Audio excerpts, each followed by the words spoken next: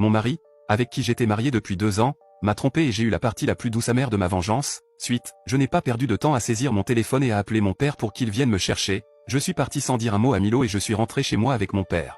Je n'avais pas l'intention de raconter à quiconque ce qui s'était passé, mais j'ai instantanément commencé à pleurer quand je suis monté dans la voiture et j'ai tout raconté à mon père. Il m'a réconforté et m'a dit que je pouvais rester chez lui aussi longtemps que nécessaire. Quand je suis rentré, je suis allé directement me coucher et, en me réveillant, j'avais plus de 20 appels manqués et plus de 100 messages de Milo.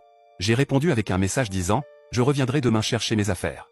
Dis à Sarah ou Sacha qu'elle est désormais responsable de toi et qu'elle doit payer la moitié du loyer.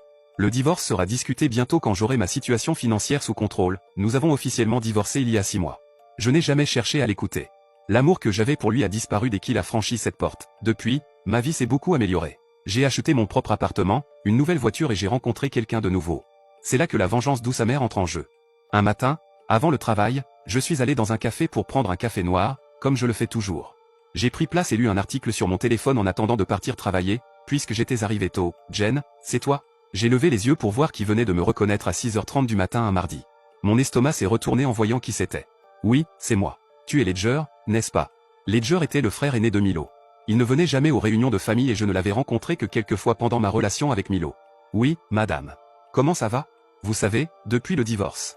Sa voix était douce et ses yeux très accueillants. J'ai tiré une chaise pour lui. Je vais mieux que je ne le pensais. Que t'amènes ici à cette heure-ci? Je prenais juste mon café matinal de bonne heure. Vraiment? Non. Je marchais depuis mon immeuble jusqu'au garage et je vous ai vu à la fenêtre. J'ai pensé que je devrais entrer et voir comment ça se passait. Le reste de la matinée, nous avons parlé de tout ce qui concernait Milo, nos familles et nous-mêmes.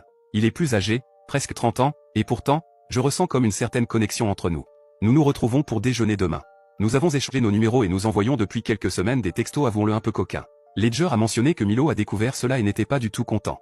Bien qu'il ait eu beaucoup de petites amies depuis le divorce, voici ma question pour vous tous. Devrais-je sortir avec Ledger, ou cela serait-il trop difficile pour moi à long terme? J'aime l'idée de rendre Milo fou, mais en même temps, je ne voudrais pas être trop proche de sa famille à nouveau. Alors que devrais-je faire?